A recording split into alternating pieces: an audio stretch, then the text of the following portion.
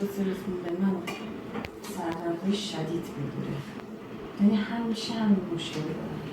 سردرد زیاده؟ آره همیشه با پریودم من سردرد دارم. میگرو اکسترا قرص میگرن، ولی بوتاکس میتونی بکنی؟ مخصوصی نمیدونم. بوتاکس کلا توی میگرن اینو چیز کن، چیزی بگم کسی که ببین این یه حالتی از تنشن هدیکه، سردردی که قبل از پریوده یه حالتی به نام سردرد عصبی تنشن هدیکه. بوتاکس براش کمک میکنه.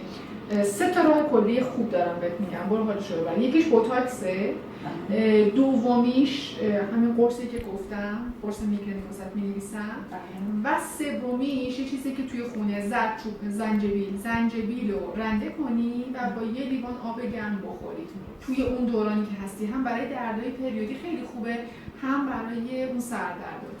زنجبیل خیلی کمک میکنه واسه سردرد. قرقره به مدت 30 ثانیه 3 بار در روز قرقره آب قرقره بکنی، بعد بدی بیرون.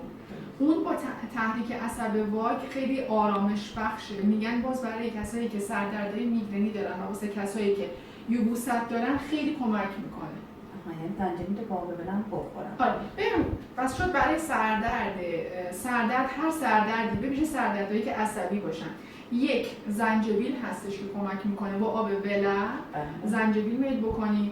دوم بوتاکس هستش و سوم قرقره برای مدت 30 ثانیه آب قرقره میکنی بعد میری بیرون.